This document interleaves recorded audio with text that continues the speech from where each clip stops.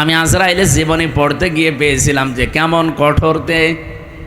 এই পৃথিবীতে যখন আদম নবীকে আল্লাহ বানাবেন তো মাটি নিতে পাঠিয়েছিলেন ফেরেশতাদের, যারে যারে পাঠিয়েছে একটা ফেরেশতাও মাটির কন্দন দেখে পারে নাই।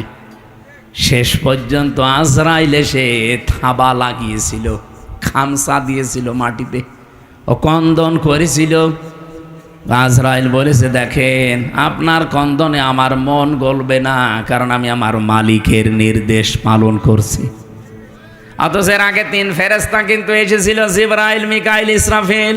কন্দন দেখে তারা ভুলে গেছে, পারে নাই। হযরতে আজরাইল যখন এক খামসা দিয়েছেন, তাফসিরে পড়েছি তার এই এক খামসার ভেতরে মাটি ছিল 40 মণ। ওইটা দিয়ে আমাদের আদম নবীকে আল্লাহ বানিয়েছিলেন, আদি পিতাকে। 60 হাত লম্বা, 36 হাত মোটা। আমার মনে হয় এরকম মানুষ যদি এখানে আসে আমরা অনেক অজ্ঞান হয়ে যাব। আপনি চিন্তা করতে পারেন, 60 হাত লম্বা, এদিকে মোটা হচ্ছে 36 হাত। এই রকম কঠিন এবং কঠোর হৃদয়ের একজন ফেরেশতা। তিনি বলেন, আমি জীবনে 2 দিন কন্দন করেছিলাম মানুষের জান কবজ করতে গিয়ে, তাছাড়া আমার কোনো দিন চোখে পানি আসে নাই। একদিনে আজরাইল এই সাদ্দাত যেদিন জন্ম নেয় ওই দিন, আর এই আর একদিন যেদিন ও মারা যায় ওই দিন। ও জন্ম হয়েছিল নদীর ভেতরে, সাগরে জাহাজ ডুবে গেলে ওর মা একটা কাঠের উপরে, তক্তার উপরে ভাসছিল। ওই সময় ওর জন্ম হয়। কাঠটা বুকের উপরে রেখে দিয়ে সন্তানটা কাঁধের উপরে রেখে এভাবে কষ্ট করে করে চলছিল। হঠাৎ আল্লাহ বললেন, আজরাইল এই মহিলার জান কবজ করে নিয়ে আস। আজরাইল এসেছিল, দৃশ্য দেখে বলছে, আল্লাহ এ অথই সাগরে এই ছেলেটা, তোমারে যা বলেছি কাজ করে আসো, কিছু দেখা লাগবে না। ও কিন্তু জান কবজ করার পরে মেয়েটা পানির নিচে তলিয়ে গেছে, আর এই বাচ্চাটা সাগরে ভাসছিল এই কাঠের ওপরে। ভাসতে ভাসতে এক কিনারায় পৌঁছিয়ে দিয়েছে ঢেউ তাকে। বাঘে নিয়ে তারে মানুষ করে বাঘের দুধ খেয়ে লোকটা বড় হয়েছে। বলেন তো কোথা থেকে কোথায় নিয়ে এসেছে আল্লাহ তাকে? এই লোকটা যেদিন হুদ নবীর কাছে নিজের পরিচয় দিয়ে যে জান্নাত জাহান্নামের কথা তুমি শোনালে, তোমার ওই জান্নাত আমার লাগবে না, আমি নিজে জান্নাত বানাবো। 20 বছর সময় নিয়ে 22,000 শ্রমিক কাজে লাগিয়ে ওর আয়ত্তে, ওর রাজ্যে যত সোনা রূপা ছিল সবগুলোকে একত্রিত করে ইট বানিয়েছে সোনা রূপা এগুলো দিয়ে দিয়ে। জান্নাতের ভেতরে ছোট ছোট খোপড়ি ঘর বানিয়েছে। হোর আর গেলমানের নাম শুনেছিল। এই জন্যে এলাকায় যারা যুবক যুবতী আছে 16 থেকে 30 বছর এই বয়সের উঠতি বয়সের যুবক যুবতীদেরকে নিয়ে ওই ঘরের ভেতরে ও বলেছে এটা হোর আর গেলমান। জান্নাত আজকে উদ্বোধন করবে। আমি ঘটনা বলার জন্য না, এখানে একটা শিক্ষা আছে, ভালো করে শুনবেন, কারণ আমাদের জন্য সামনে এটা হাসতে পারে। জান্নাতে যখন মেন গেটে যাবে আজকে উদ্বোধন করার জন্যে, একটা পিপিলিকা যাবার মতো কোনো রাস্তা নেই, এত কড়া পাহারা চলছে। হঠাৎ করে দেখে জান্নাতের মেন গেটে একজন ফকির বেশে লোক বসা। তো দেখেই রেগে গেছে, এখানে ঢুকলে কি করে?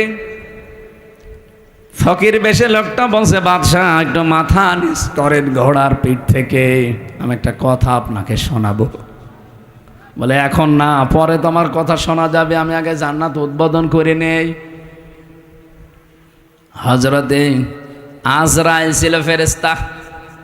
উনি ডাক দিয়ে বলছে, দেখেন আমি একবার যার কাছে আসি জীবনে ডবল আমার আর আশা লাগে না। আমি ফকির বেশে এসেছি, মনে হচ্ছে ফকির, আমি কিন্তু দুনিয়ার সাধারণ ফকির না, আমি আজরাইল। এই জানটা কবজ করবে। আল্লাহ রাব্বুল আলামিন নির্দেশ দিয়েছেন, ইযা জাজালুহুম লা ইয়াস্তাখিরুনা সাআতাও ওয়া লা ইয়াস্তাকদিমুন। যখন যার কাছে আজল চলে আসে মানে মরণ, ওকে আমি 1 সেকেন্ড আগেও দেই না পরেও দেই না, নির্ধারিত সময় তুলে নেই।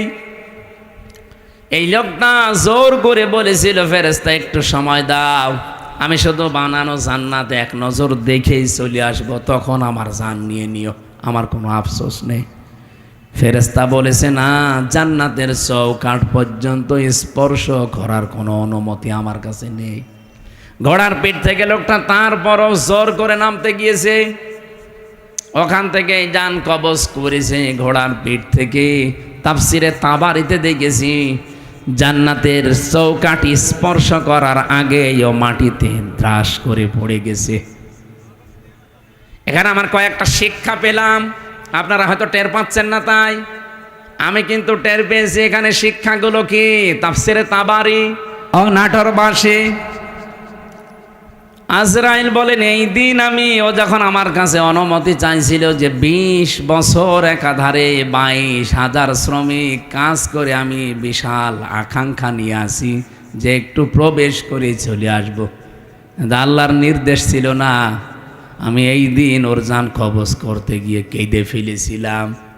তাহলে আজরাইল কেঁদেছে একটা লোকের জন্য জীবনে 2 বার, একবার ওর মায়ের জান কবজ করার সময়, একবার ওর জান। মুফাসসির বলেন, কেন আল্লাহ তাকে চৌকাঠ পর্যন্ত স্পর্শ করতে দেয় না জানো? যখন হুদ নবীর কাছ থেকে জান্নাতের বর্ণনাগুলো শুনে শুনে জান্নাত বানাচ্ছিল, নবীকে বলছে, কিভাবে আল্লাহ জান্নাত বানিয়েছে তোমার তো ওই সহিফার ভেতরে আছে, ওই সহিফা থেকে বলো দেখি। আমাদের নবীকে আল্লাহ বড় কিতাব দিয়েছিলেন, অন্যান্য নবীদেরকে আল্লাহ ছোট ছোট কিতাব দিয়েছিলেন, ওইটার নাম কি? সহিফা। ওখানে জান্নাত জাহান্নামের বর্ণনা ছিল, কিছু উপদেশ ছিল। ওখান থেকে বর্ণনা শুনে শুনে যে জান্নাত এইভাবে এইভাবে আল্লাহ বানাবে, ও ঠিক ওই কায়দায় বানিয়েছে। যেহেতু স্বর্ণ রাখবে, রূপা লাগবে, স্বর্ণ এত পাওয়া যাবে কোথায়? যেখানে যা পাওয়া যায় নিয়ে আয়। ওই দেশে একটা বিধবা মেয়ে লোক, মা বাবা নেই, কিছুদিন আগে বিয়ে হয়ে স্বামীটা গেছে মারা। ওর পাইক পিয়াদা যারা আছে ওরা যে মেয়েটাকে বলছে ওইটা দিয়ে দাও, বাদশার স্বপ্ন পূরণে জান্নাতে কাজে লাগবে। মেয়েটা ওই দিন মাথায় গড়াগড়ি দিয়ে, মাটিতে গড়াগড়ি দিয়ে বলেছিল, এটা নেবেন না, এটা আমার জীবনের শেষ সম্বল, আমার মা বাবা নেই, আমার স্বামীটাও নেই। জোর করে বাদশার এই স্বপ্ন পূরণের জন্য নিয়েছে।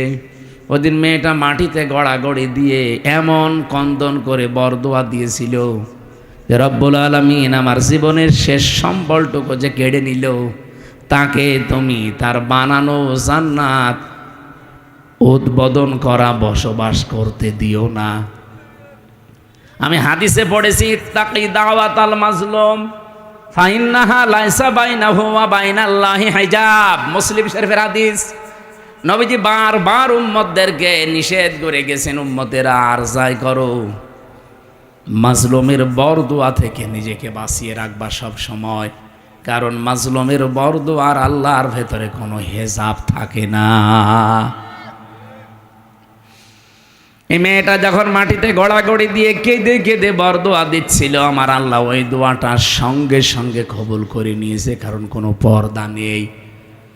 এই লোকটা যেদিন উদ্বোধন করবে, দেখা তো দূরের কথা, চৌকাঠ পর্যন্ত স্পর্শ করতে পারে নাই ওই মেয়েটার বরদোয়ার কারণে। কি বুঝলেন আপনি এখান থেকে? কত জায়গায় কত অত্যাচার জুলুম করেছিল, কিন্তু এই একটা বিধবা স্বামী হারা মা বাপ হারা এতিম মেয়ের শেষ সম্বলটুকু কেড়ে নেওয়ার কারণে আল্লাহর আরশ পর্যন্ত ধাক্কা খেয়েছে। সূরা আম্বিয়ার তাফসীর পড়তে গিয়ে পেয়েছিলাম, হযরত ইব্রাহিম নবীকে আল্লাহ যখন সাহায্য করার জন্য ফেরেশতা পাঠিয়েছিলেন, ওই সময় তিনি আল্লাহর প্রতি এমন ঈমান দেখিয়েছেন, আল্লাহ পাক বলেন, ইব্রাহিম আলাইহিস সালামের জন্য আমি আল্লাহ আগুনকে কুলনা ইয়া নাহারু কুনি বারদান ওয়া সালামান আলা ইব্রাহিম। কুলনা আমি নিজে বলেছি, এখানে অন্য কাউকে আমি বলতে বলিনি। ইব্রাহিমের ঈমান দেখার পরে আমি আল্লাহ এত বেশি খুশি হয়েছি যে ফেরেশতা জিবরাইলের সাহায্য সে নিতে রাজি না। মিকাইলের সাহায্য নিতে রাজি না। আমি আল্লাহ এত বেশি পছন্দ করলাম তার এই কথাটাকে, শেষ পর্যন্ত বলেছি ঠিক আছে, বল না, আমি নিজে এখানে কর্তা হয়ে গেছি, আমি নিজে কাজ করছি, নিজে আমি ফাইল। ইয়া নারু, হে আগুন, কোনি হয়ে যাও বারদান, ঠান্ডা। আল্লাহ বারদান দেওয়ার পরে সালামান শব্দ মাঝখানে যদি না দিয়ে একবারে দিতেন আলা ইব্রাহিম, আমার ইব্রাহিমের প্রতি ঠান্ডা হয়ে যা। আল্লাহর হুকুম পাওয়ার সঙ্গে সঙ্গে আগুন এত বেশি ঠান্ডা হয়ে যেত, তখন আবার লেপ তোষক লাগতো গরম করার জন্যে। আল্লাহ সালামান দিয়ে তামাম দুনিয়ার মানুষকে বোঝাতে চেয়েছেন, পৃথিবীতে আজও যদি ইব্রাহিম নবীর মতো ঈমান কোন জায়গায় আমি আল্লাহ দেখি, ওদের আগুনগুলো যেমন আমি সালামান বানাবো, ওদের বৃষ্টি ঠান্ডা যে প্রচণ্ড বরফগুলো আমি আল্লাহ সালামান বানাবো। সালামান দিয়ে তাফসিরে ফি জিলালিল কোরআনে সাইয়্যিদ কুতুব লিখেছেন, এই শব্দটা যদি আল্লাহ না, ইব্রাহিম নবী কিন্তু আগুনের ভেতরে 40 দিন থাকতে পারতেন না। এত বেশি ঠান্ডা হয়ে যেত যে থাকার অযোগ্য হয়ে যেত জায়গাটা, উনি আবার বরফ হয়ে যেতেন। আল্লাহ বলেন যদি সালামান না দিতাম, আগুনটা একটু গরম থাকতো, তখন আবার ফ্যান দেওয়া লাগতো জিবরাইল মিকাইলকে দিয়ে, যে ফ্যান নিয়ে যাও অথবা এসি সেট করো, পাখা নিয়ে যাও না। এমন শব্দ আমি চয়ন করে লাগিয়ে দিয়েছি, সালামান মানে শান্তি, একেবারে গরমও না ঠান্ডাও না। এই জায়গাটা অন্তত আমি আল্লাহর নির্দেশ যতদিনের পরে না আসে ততদিন এটা নাতি সাতৃষ্ণ হয়ে যাও। এয়ার কন্ডিশন যেটা বলা হয়, নয় ঠান্ডা নয় গরম, এরকম একটা পরিবেশ তৈরি হও। আগুন হুকুম মেনে তাই হয়েছিল 40 দিন। পরবর্তীতে হযরত ইব্রাহিমের নাতনি যারা তারা জিজ্ঞাসা করতো, দাদা দুনিয়ার জীবনে আপনি সবচাইতে শান্তি পেয়েছেন কত? উনি বলেছিলেন, এই পৃথিবীতে যতদিন আমি হায়াত পেয়েছি সবচাইতে বেশি শান্তি সুখে আরামে ছিলাম ওই 40 দিন যখন আগুনে ছিলাম। তার মানে আগুনের ভেতরেও শান্তি দিতে পারে কে? সব কিছুর ওপরে যেন ওনার ক্ষমতা চলছে। ইসরায়েলেদেরকে আমার মনে হচ্ছে আল্লাহ রাখবে না, কারণ এখন এরা আর পৃথিবীর কোনো মানুষের টার্গেট নেই, এরা সরাসরি টার্গেট হয়ে গেছে আমার আল্লাহর। এবার একটা পরিচিত আয়াত শোনাচ্ছে, ইন্নামাস সাবিলু আলাল্লাযীনা ইয়াযলিমুনান নাস ওয়া ইয়াবগুনা ফিল আরদি বিগাইরিল হক। এটা সূরা শুরার 42 নম্বর আয়াতে আছে, 25 নম্বর পারার 6 নম্বর পৃষ্ঠার 13 নম্বর লাইনে পাবেন। আল্লাহ পাক বলেন, আমি আল্লাহ নিজে মামলা দেব, কেস দেব, অভিযোগ দায়ের করব তাদের বিরুদ্ধে, দুনিয়ায় যারা মানুষ হয়ে মানুষের ওপরে জুলুম করে, অত্যাচার করে। নাটোরবাসী একটু খেয়াল করেন আল্লাহর বক্তব্যের দিকে।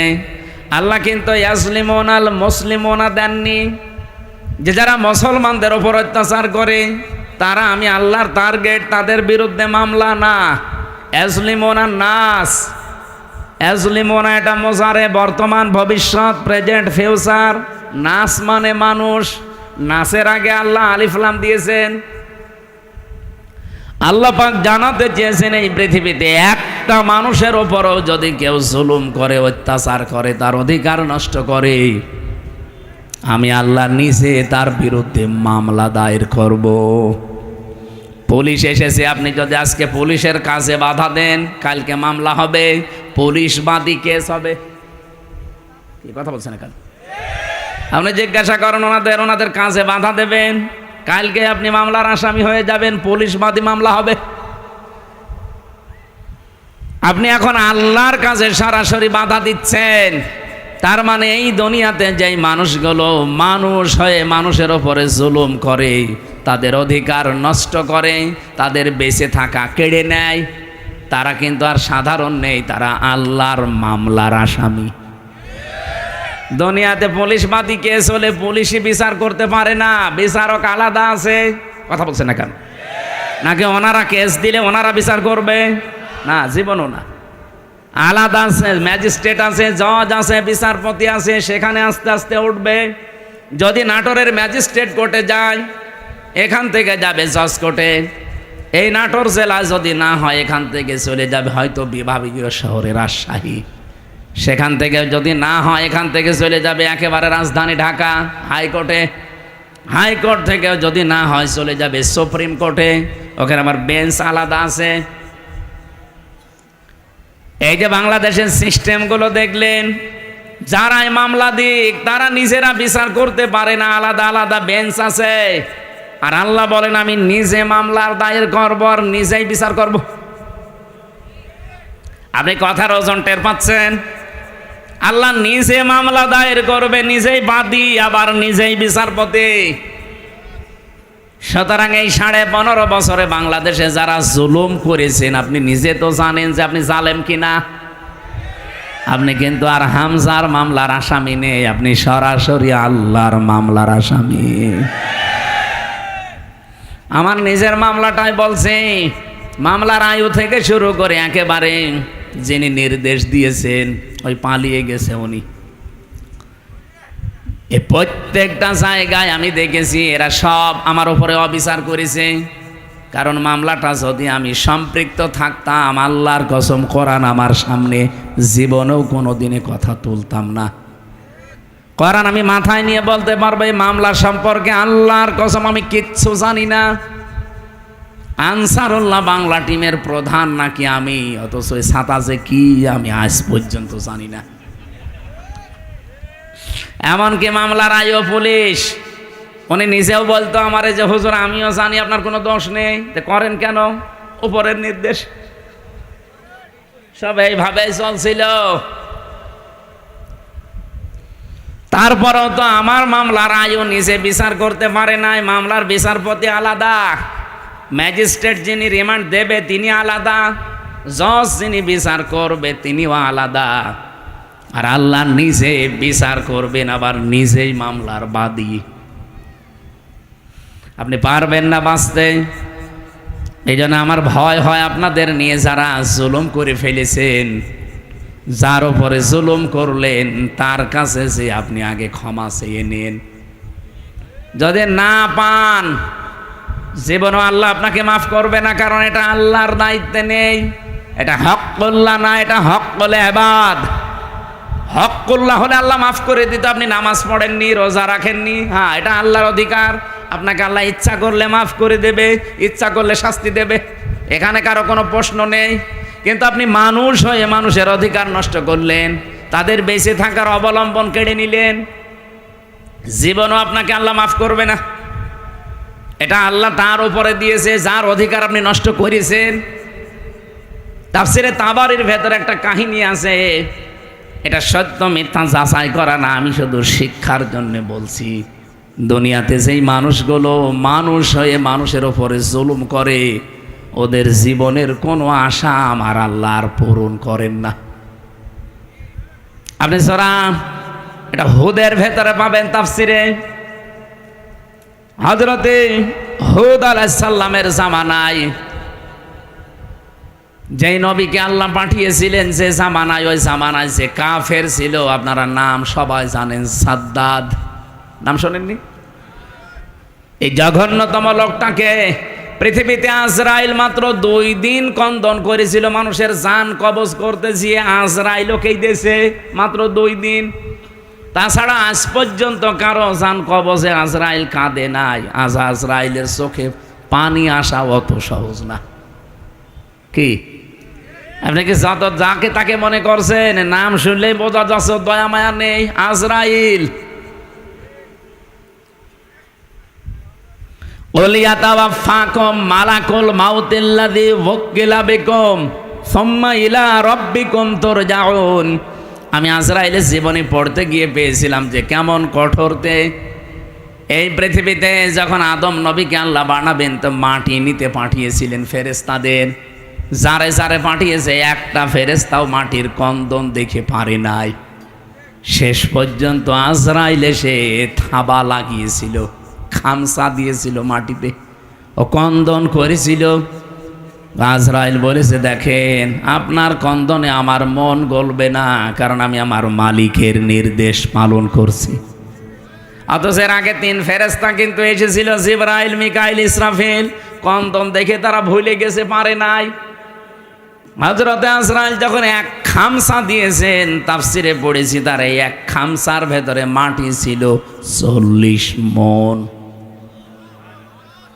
ওইটা দিয়ে আমাদের আদম নবীকে আল্লাহ বানিয়েছিলেন, আদি পিতাকে। 60 হাত লম্বা, 36 হাত মোটা।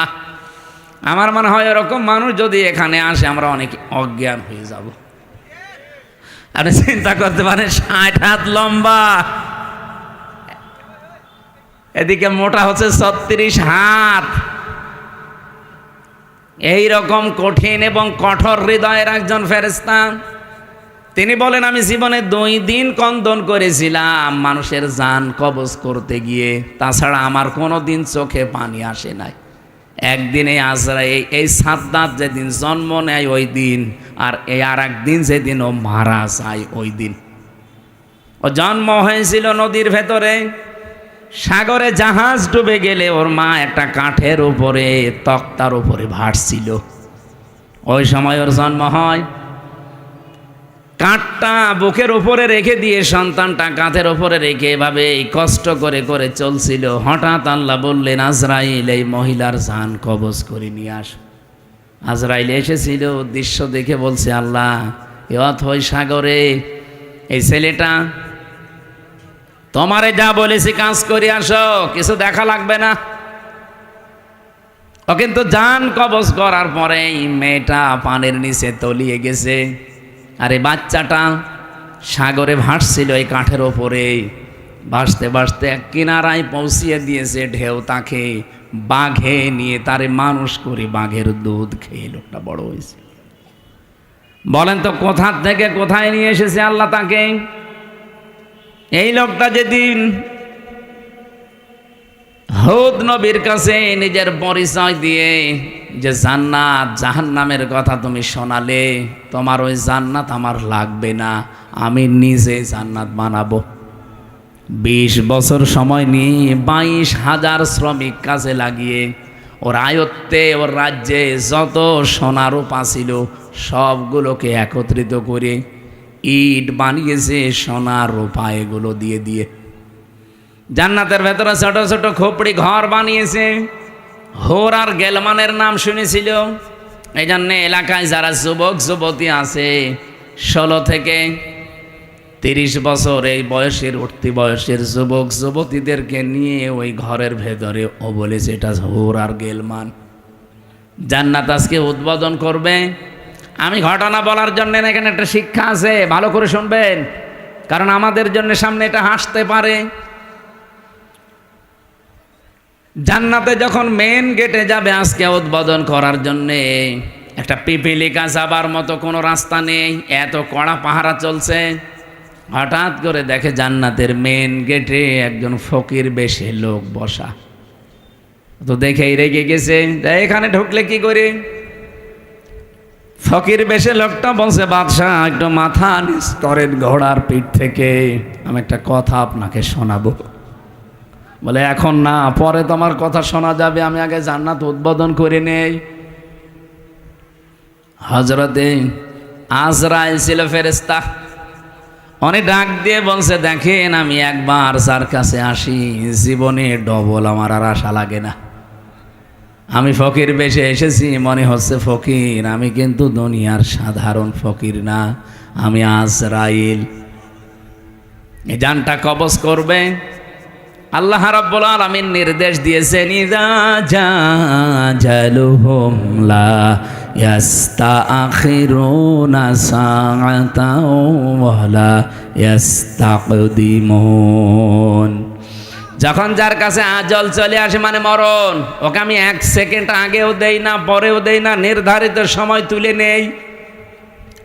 এই লোকটা জোর করে বলেছিল, ফেরেশতা একটু সময় দাও, আমি শুধু বানানো জান্নাতে 1 নজর দেখেই চলে আসবো, তখন আমার জান নিয়ে নিও, আমার কোনো আফসোস নেই। ফেরেশতা বলেছে না, জান্নাতের চৌকাঠ পর্যন্ত স্পর্শ করার কোনো অনুমতি আমার কাছে নেই। ঘোড়ার পিঠ থেকে লোকটা তারপরও জোর করে নামতে গিয়েছে, ওখান থেকে যান কবজ করেছে ঘোড়ার পিঠ থেকে। তাফসিরে তাবারিতে দেখেছি জান্নাতের চৌকাঠি স্পর্শ করার আগে ও মাটিতে ত্রাস করে পড়ে গেছে। এখানে আমার কয়েকটা শিক্ষা পেলাম, আপনারা হয়তো টের পাচ্ছেন না, তাই আমি কিন্তু টের পেয়েছি। এখানে শিক্ষাগুলো কি? তাফসিরে তাবারি ও নাটোর বাসে আজরাইল বলেন, এই দিন ও যখন আমার কাছে অনুমতি চাইছিল যে 20 বছর একাধারে 22,000 শ্রমিক কাজ করে আমি বিশাল আকাঙ্ক্ষা নিয়ে আসি যে একটু প্রবেশ করে চলে আসবো, আল্লাহর নির্দেশ ছিল না। আমি এই দিন ওর জান কবজ করতে গিয়ে কেঁদে ফেলেছিলাম। তাহলে আজরাইল কেঁদেছে একটা লোকের জন্য জীবনে 2 বার, একবার ওর মায়ের জান কবজ করার সময়, একবার ওর জান। মুফাসসির বলেন কেন আল্লাহ তাকে চৌকাঠ পর্যন্ত স্পর্শ করতে দেয় না জানো? যখন হুদ নবীর কাছ থেকে জান্নাতের বর্ণনাগুলো শুনে শুনে জান্নাত বানাচ্ছিল, নবীকে বলছে কিভাবে আল্লাহ জান্নাত বানিয়েছে, তোমার তো ওই সহিফার ভেতরে আছে, ওই সহিফা থেকে বলো দেখি। আমাদের নবীকে আল্লাহ বড় কিতাব দিয়েছিলেন, অন্যান্য নবীদেরকে আল্লাহ ছোট ছোট কিতাব দিয়েছিলেন, ওইটার নাম কি? সহিফা। ওখানে জান্নাত জাহান্নামের বর্ণনা ছিল, কিছু উপদেশ ছিল। ওখান থেকে বর্ণনা শুনে শুনে যে জান্নাত এইভাবে এইভাবে আল্লাহ বানাবে, ও ঠিক ওই কায়দায় বানিয়েছে। যেহেতু স্বর্ণ রাখবে, রূপা লাগবে, স্বর্ণ এত পাওয়া যাবে কোথায়? যেখানে যা পাওয়া যায় নিয়ে আয়। ওই দেশে একটা বিধবা মেয়ে লোক, মা বাবা নেই, কিছুদিন আগে বিয়ে হয়ে স্বামীটা গেছে মারা। ওর পাইক পিয়াদা যারা আছে ওরা যে মেয়েটাকে বলছে ওইটা দিয়ে দাও, বাদশার স্বপ্ন পূরণে জান্নাতে কাজে লাগবে। মেয়েটা ওই দিন মাথায় গড়াগড়ি দিয়ে, মাটিতে গড়াগড়ি দিয়ে বলেছিল এটা নেবেন না, এটা আমার জীবনের শেষ সম্বল, আমার মা বাবা নেই, আমার স্বামীটাও নেই। জোর করে বাদশার এই স্বপ্ন পূরণের জন্য নিয়েছে। ওদিন মেয়েটা মাটিতে গড়াগড়ি দিয়ে এমন কন্দন করে বরদোয়া দিয়েছিল যে রব্বুল আলামিন আমার জীবনের শেষ সম্বলটুকু যে কেড়ে নিল, তাকে তুমি তার বানানো জান্নাত উদ্বোধন করা বসবাস করতে দিও না। আমি হাদিসে পড়েছি তাকি দাওয়াতাল মাজলুম ফাইন্নাহা লাইসা বাইনাহু ওয়া বাইনাল্লাহি হিজাব, মুসলিম শরীফের হাদিস। নবীজি বারবার উম্মতদেরকে নিষেধ করে গেছেন, উম্মতেরা আর যাই করো, মাজলুমের বরদোয়া থেকে নিজেকে বাঁচিয়ে রাখবা সব সময়, কারণ মাজলুমের বরদোয়ার আল্লাহর ভেতরে কোনো হেজাব থাকে না। এই মেয়েটা যখন মাটিতে গড়াগড়ি দিয়ে কেঁদে কেঁদে বরদোয়া দিচ্ছিল, আমার আল্লাহ ওই দোয়াটা সঙ্গে সঙ্গে কবুল করে নিয়েছে, কারণ কোনো পর্দা নেই। এই লোকটা যেদিন উদ্বোধন করবে, দেখা তো দূরের কথা, চৌকাঠ পর্যন্ত স্পর্শ করতে পারে নাই ওই মেয়েটার বরদোয়ার কারণে। কি বুঝলেন আপনি এখান থেকে? কত জায়গায় কত অত্যাচার জুলুম করেছিল, কিন্তু এই একটা বিধবা স্বামীহারা মা বাপ হারা এতিম মেয়ের শেষ সম্বলটুকু কেড়ে নেওয়ার কারণে আল্লাহর আরশ পর্যন্ত ধাক্কা খেয়েছে। আপনি বলতে পারেন না যে 15.5 বছরে কত মানুষের আহাজারি এই জালেমার সাথে লেগেছিল, এমনি আল্লাহ এভাবে ধরেছে, কল্পনার বাইরে ছিল। আগস্টের 5 তারিখের 2টা পর্যন্ত কেউ জানে না যে ও পালাবে।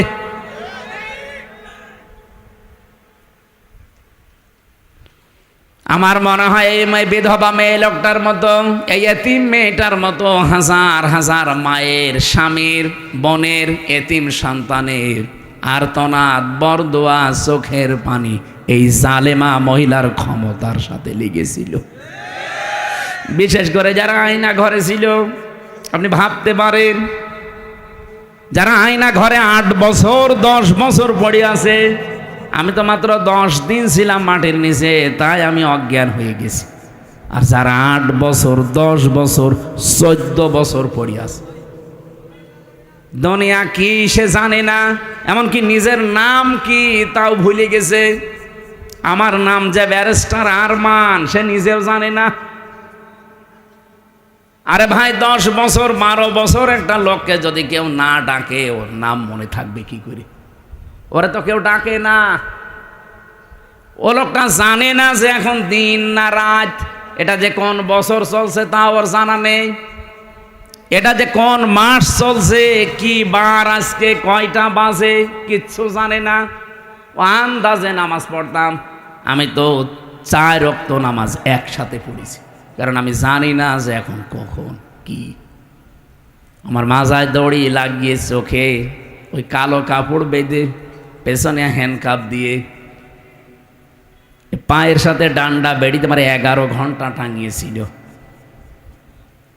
মানে পাটা আমার উপরে ছিল, মাটিতে ছিল না। মাঝে মাঝে ফেলতে গেলেই ওই সিসি ক্যামেরায় দেখে দেখে গরম দিত।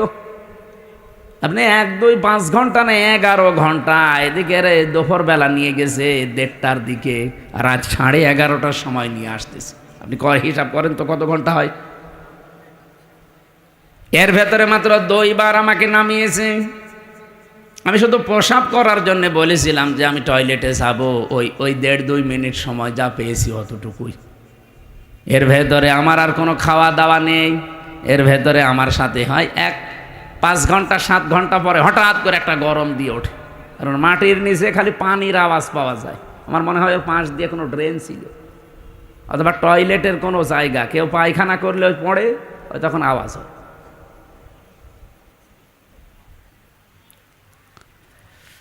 তাও তো আমি মিনিটায় ছিলাম। বিগটা কত কঠিন হতে পারে বলেন।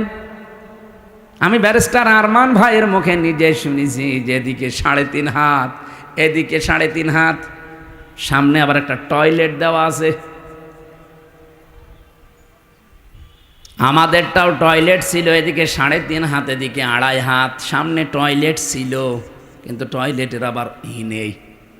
এই হালকা 1-1.5 হাত মতো একটা দেওয়া আছে, দেওয়াল দেওয়া আছে। বসলে দেখা যায় না, দাঁড়ালে দেখা যায়। ওরা বসে থাকে একেবারে গেটের সামনে। বলেন আপনার টয়লেট হবে কি করে? আমি একটা যুবক মানুষ, আর এরকম একটা যুবক পুলিশ যদি বসে থাকে,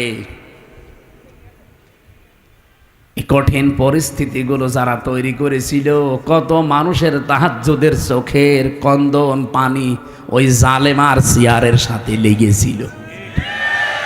এমনি আল্লাহ ধরেছে। সাদ্দাতকে তার এত স্বপ্ন সাদের জান্নাত ভোগ করতে দেয়নি, স্পর্শ পর্যন্ত করতে দেয়নি, খালি একটা মেয়ে লোকের চোখের পানি বরদোয়ার কারণে। আর আপনার সাথে কত মহিলার, কত স্বামী হারা, সন্তান হারা মা বাবা, তাদের চোখের পানি মিলে আছে। আমার এখন যেটা মেজো মেয়ে, ওটা তো ছোট ছিল, ওর আমি 7 মাস রেখে গিয়েছিলাম। এখন এসে আমার বয়স প্রায় 4.5 বছর। এ যে কত কন্দন করেছে। এমনকি এই যে পুলিশ এসে ভ্যানে করে আমাদের নিয়ে যায়, পিছন ভ্যানে আমার এই মেয়েটা এরকম ঝুলিয়েছিল। এ ছবি দেখেননি? আমার মনে হয় ছবিটা দেখে তামাম দুনিয়াকে দিয়েছে ওই দিন। প্রশাসনের সর্বোচ্চ দায়িত্ব ওই সময় যারা ছিল গোয়েন্দা বিভাগে, তারা পর্যন্ত আমার বাড়িতে কল দিয়েছিল যে এই দৃশ্য আর মানা যায় না। আমরা এতদিনও জানতাম যে হুজুরের কোনো দোষ নেই, এখনও জানি, কিন্তু আমাদের হাত বাঁধা ছিল। কিন্তু না, এ দৃশ্য দেখে মানুষ আর ঠিক থাকতে পারে না। বিভিন্ন জায়গা থেকে শুধু উল্টাপাল্টা কথা আসতেছে, যা আপনার ছেলেকে ছেড়ে দিলাম। আমার ভাইরা, আমি এখান থেকে তাফসিরের যে শিক্ষাটা দিতে চাই আমি নিজে এবং আপনাদেরকে, শুধু আপনাদের না, এটা রেকর্ড হচ্ছে, সারা পৃথিবীর মানুষ যারা আছে, জুলুম করলে কিন্তু কাঙ্ক্ষিত স্থানে পৌঁছানো যায় না। এটা কি কোরআনের কথা বিশ্বাস করেন? এজন্য আগামীতে কেউ যদি আসেন দায়িত্বে, জুলুম করবেন না। তাহলে আপনি যে টার্গেট নিয়ে এগিয়ে যাচ্ছেন, ওই টার্গেট ফিল আপ হওয়ার আগে আপনি পড়ে যাবেন। আমার কথা বোঝা গেছে? ইন্নামা নুমলি লাহুম লিয়াজদাদু ইসমা ওয়া লাহুম আযাবুম মুহিন। সূরা আলে ইমরানে আছে 4 নাম্বার পারা 12 নাম্বার পৃষ্ঠা 9 নাম্বার লাইনে পাবেন, এটা শেষের অংশে আছে। আল্লাহ তাআলা বলেন, কোনো মানুষ যদি জুলুম করে পাপ করে সীমা লঙ্ঘন করে ফেলে তখন আমি আল্লাহ ওকে আর ছাড় দেই না, তখন ওকে কঠিন এবং অপমানজনক আযাবের ভেতরে ফেলে দেই। কি অপমান! আজ তামাম দুনিয়া কেউ হাসিনাকে নিতে রাজি না। শুধুমাত্র ভারত তাও বিভিন্ন কায়দা কৌশলে রেখেছে। আমি আজকে 7-8টা বিষয় পেয়েছি কেন ওকে রেখেছে। এই যে বিডিআর হত্যা, 57 জন অফিসার হত্যা, বিশেষ করে শাপলা চত্বরে আলেমদের হত্যা, এই 2টা হত্যার পেছনে সরাসরি জড়িত আছে ইন্ডিয়া নিজে। এই এখন প্রমাণ আস্তে আস্তে বের হচ্ছে। অলরেডি আন্তর্জাতিক আদালতে হেগে ওদের বিরুদ্ধে 2 জনের বিরুদ্ধে মামলা হচ্ছে, হাসিনা আর মোদি। এই 2 জনকে যদি সত্যি ওখানে নিয়ে যাবজ্জীবন জেল অথবা ফাঁসির রায় দিয়ে দেয়, শেষে ইন্ডিয়ার সাথে বিশ্বের বহু দেশের সম্পর্ক মানবাধিকার নষ্ট করার জন্য খারাপ হয়ে যাবে। আমি একটাও বানিয়ে বলছি না, সব আমার এখানে রেকর্ড আছে, আন্তর্জাতিক তথ্য সব। মাইক্রোসফট নাম শুনেছেন? 257টা দেশ নিয়ে তারা রিপোর্ট বানিয়েছে, বিশেষ করে বাংলাদেশের শাপলা চত্বরটা নিয়ে। আর ওদিকে বিডিআর হত্যা। কি সমস্যা কি? ওখান থেকে আশপাশে মোবাইল সরান না, এই ডিস্টার্ব করলে তোমার রাগ হয়েছে। মোবাইল আশপাশ থেকে সরান না কেন? এই ভাই, আপনি কি সমস্যা ধরতে পারছেন? হ্যাঁ, সমস্যা ধরে ঠিক করেন।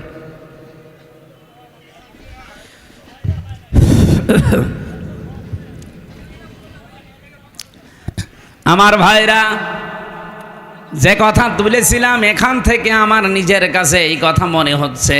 আমি নিজে যেহেতু রিপোর্টগুলো গতকালকে পেয়েছি, আর আমি বলছি একটা আমার নিজের না, খ্রিস্টানদের বানানো রিপোর্ট। ওরা তো আমার বন্ধু না, মুসলমানদের বন্ধু খ্রিস্টানরা। ওরা যখন এগুলো দিয়েছে আগস্টের 5 তারিখের পর থেকে আজকে মে মাসের 5 তারিখ চলছে, এই একাধারে এই 9 মাস বারবার ইন্ডিয়া এদিকে বিএনপিকে ধরে, জামাত ইসলামকে ধরে, রাজনৈতিক যত দল আছে বড় বড় তাদেরকে বারবার, বিশেষ করে সেনাবাহিনী যারা আছে এদেশে, এদেরকে চেষ্টা করেছে যে যে কোনো কায়দায় যেন এটা বন্ধ করা যায়। এটা বন্ধ ইউনুস করেনি, এটা অলরেডি চালু হয়ে গেছে। আন্তর্জাতিক আদালতে মামলা অলরেডি হয়ে গেছে, এখন এদেরকে ডাকা আরম্ভ করবে সামনে। ইন্ডিয়া বেশ ভালোভাবে জানে, প্রমাণ সব তো আছে ইন্টারনেটে। শাপলা চত্বরে কিভাবে কি করেছেন সব প্রমাণ এখন বের করে ফেলছে। পৃথিবী এত উপরে চলে গেছে। এখন যদি সত্যিই মোদির বিরুদ্ধে এই মামলা হয়ে রায় হয়ে যায় হেগে, আন্তর্জাতিক আদালতে এই হেগে যদি সত্যি রায় হয়ে যায়, আপনি বিশ্বাস করেন সামনে ইন্ডিয়ার সাথে বড় বড় চুক্তি বিশ্বের যেগুলো আছে সব তারা মানব অধিকারের দোহাই দিয়ে বন্ধ করে দেবে। ওদের সাথে ব্যবসার চুক্তি বন্ধ, ওদের দেশের লোক আরো বাইরে যারা আছে ওদের সব পাঠিয়ে দেবে। সে তো ধুতি পইলে আছে, ধুতি খুইলে বাকি যা আছে ওইটা বেরিয়ে যাবে। ও কি পাগল হয়েছে এমনি? এই কারণে হঠাৎ করে এখন মুসলমানদের ওপর অত্যাচার আরম্ভ করেছে, যেন বিশ্বের দৃষ্টি এখন অন্যদিকে যায়। আরে বিশ্বের মানুষ আপনাদের মতো গরুর মুত খায় না। আমরা জাতে মাতাল হলেও তাহলে ঠিক আছি। এই জন্য অনেকে এখন মুখ ফিরে নিচ্ছে, কাউকে যখন রাজি করতে পারে নাই। বহুবার চেষ্টা চালিয়েছিল, আপনি দেখেননি? বারবার জামাত ইসলাম বলেন, বিএনপি বলেন, রাজনৈতিক দল বলেন, ধর্মীয় যারা আছে তারা বলেন, বারবার আমরা চাচ্ছিলাম তাড়াতাড়ি নির্বাচন দিয়ে দেন। দিয়ে দিলে কি হবে? ইউনুস চলে যাবে, ওরা আবার কনভেনশন করে সব ঠিক করে ফেলবে। আর ও চাচ্ছিল যদি এভাবে অন্তত 2 বছর কেটে যায় তাহলে দেশ কন্ট্রোলের বাইরে চলে যাবে। অলরেডি এখন সামরিক একটা ঘাঁটি তৈরি হচ্ছে। আপনি দেখেছেন এই কয়েকদিনের ভেতরে মোদির মুখ শোকাতে শোকাতে এখন মনে হচ্ছে বান্দরের পেছন হয়ে গেছে। সামনে আরো কয়েকটা গেম আসতেছে। ইউনূস ভালো কি খারাপ এটা আমি জানি না, কে ওনাকে চালাচ্ছে এটা আমার দেখার দরকার নেই, কিন্তু আমরা ইন্ডিয়ার এই বলয় থেকে বের হতে চাই। কারণ এই শয়তানরা 54 বছরে উপকার করেছে যা, যদি 10 টাকার উপকার করে 90 টাকার ক্ষতি করিস। আর সবচাইতে বড় ক্ষতি হচ্ছে আর মুসলমানের। আমার ঘর ভেঙে দিলে আমার এত কষ্ট লাগতো না, এ কথা বলছে না কেন? 1500 বছর আগে একবার আল্লাহর একটা ঘর ভাঙতে এসেছিল। কে? আব্রাহা। কে? কি করেছে আল্লাহ দেখেছেন? কাসফিম মাকুল বানিয়ে দিয়েছে। আর এই শয়তানরা আল্লাহর একটা ঘর সে তো ভাঙতে পারে না, শুধু ভাঙার জন্য এসেছিল। আরে অলরেডি ভেঙ্গে ভেঙ্গে সব মাটির সাথে গড়িয়ে ওই জায়গায় এখন মন্দির উদ্বোধন করছে, আর মিথ্যা ধোয়া তুলছে। দিনের পর দিন যায় আর ধোয়া তোলে যে এখানে 500 বছর আগে নাকি মন্দির ছিল। নাটোর বাসে যেহেতু রাজনৈতিক মহল অনেক বড়, ওই মানুষগুলো চিন্তা ভাবনা করবে আমি তো আর রাজনৈতিক ময়দানের বড় নেতা না, আমি একজন কর্মী মাত্র। আমি একটু টাচ দিলাম যতটুকু পেয়েছি আপনাদের। জুলুম যারাই করবে, এই যে মোদি আজ যে জুলুম করছে, ও যে টার্গেট নিয়ে যাচ্ছে, কোরআন 100% সত্য বিশ্বাস করি, ও জীবনেও সাদ্দাদের মতো টার্গেটে পৌঁছাতে পারবে না। টার্গেটে পৌঁছানোর আগেই দেখবেন পড়ে যাবে। চা বিক্রি করতো, পরবর্তীতে দেখবেন তামাক বিক্রি করবে, নিচে নামিয়ে দেবেন আল্লাহ। চা বিক্রি করতো, ওরা তামাক বিক্রি করাবে।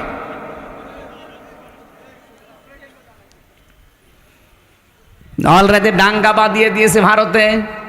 গত পরশু দিনও দেখলাম 2 জন মুসলমান দাড়িওয়ালা ধরে সরাসরি জবাই করছে। এখন ওর হাতে আর দুনিয়ার কিচ্ছু নেই, শুধু এইটাই আছে পুঁজি যে মুসলমানদের বিরুদ্ধে হিন্দুদের উস্কিয়ে দিয়ে এদের দাঙ্গা তৈরি করে একটা ফায়দা লড়বে, ঘোলা পানিতে মাছ শিকার। এই জন্য গোবিন্দ পরামানিক কিন্তু বুঝে ফেলিছে। বাংলাদেশের পুরা বাংলাদেশ মিলে হিন্দু মহাজোট আছে, তার মহাসচিব গোবিন্দ চন্দ্র পরামানিক গত পরশু দিনও জানিয়েছে না যে তামাম পৃথিবীর হিন্দু ভাইরা, হিন্দু বোনেরা সবাই এই মাতাল মোদিকে থামান। একটা মাতাল এই শয়তানের মনোবাসনা পূর্ণ করতে গিয়ে যা আরম্ভ করেছে, এ পৃথিবী কয়েকদিন পরে বসবাসের অযোগ্য হয়ে যাবে, কারণ ঘরে ঘরে তখন মারামারি শুরু হবে। এই জন্য লোকটাকে থামাতে বলছে। আমরাও চাই হিন্দু ভাইরা যারা আছেন, অন্যান্য খ্রিস্টান ধর্মের যারা আছেন, খ্রিস্টান ভাইদের কি বিবেক বুদ্ধি সব কি লোপ পেয়েছে? আপনাদের মেয়েকে, আপনাদের বোনকে এই ইন্ডিয়ার বুকে ওরা উলঙ্গ করে রাস্তায় হাঁটিয়েছে 17 সালে। এই কথা বলছেন না কেন? আমাকে বানিয়ে বলছি। আপনাদের মাকে, বোনকে, মেয়েকে যারা উলঙ্গ করে রাস্তায় হাঁটাতে পারে, তাও রাজপথে, আপনাদের কি বিবেকে কুকুরে প্রসব করেছে? বিবেকটা জাগ্রত হচ্ছে না? অন্তত এই উগ্রপন্থী সন্ত্রাসী জঙ্গি এই যে যারা আছে, এদেরকে থামানো দরকার এখনই, নাই তো এ বাতাস বাংলাদেশে আসলো বলে তখন আমরা নিজেরা কামড়া কামড়ি করে মরা লাগবে। ওরা এমনি বারবার এই হাওয়া দিয়েছিল, কিন্তু বাংলাদেশের মানুষ যাই হোক কোনো হাওয়াতে ফলে নাই। ফুটবলকে একবার একজন জিজ্ঞাসা করছে যে এত লাথি খাও কেন? বলছে ভাই আমি মানুষের পামে ফুলি, লোকে আমারে হাওয়া দিয়ে ফোলায়, এই জন্য লাথি দেয়। আমি তো নিজে ফুলতে পারি না, আমি যদি নিজে ফুলতে পারতাম তাহলে আমাকে কেউ হাওয়া দিত না, আর আমাকে লাথি দিতেও পারতো না। মানুষ যেহেতু আমারে পাম দেয়, হাওয়া দেয়, আমি ফুলে উঠি, আবার লাথিও দেয়। তো অন্তত আমরা আর কোনো কারোর পামে হাওয়ায় ফুলতে রাজি না। সে আমেরিকা বলেন, ইন্ডিয়া বলেন, চীন বলেন, রাশিয়া বলেন, কারো হাওয়া পেয়ে ফুলতে পারবে? আমরা ফুলতে চাই আমাদের নিজেদের হাওয়ায়। এই কথা বলেন না কেন? আমার কথার অর্থ বোঝেননি? আমরা ফুলতে চাই কার হাওয়ায়? হঠাৎ করে 54 বছর পরে নারী কমিশন যতগুলো রিপোর্ট দিয়েছে, একটাও কোরআনের সাথে মিলছে কেন? এই মহিলাগুলো আগে 54 বছর ছিল না? ছিল। হঠাৎ এটা করছে কেন? এদের পেছনে রাঘব বোয়াল আছে, কারা আছে এখন টের পাওয়া যাচ্ছে।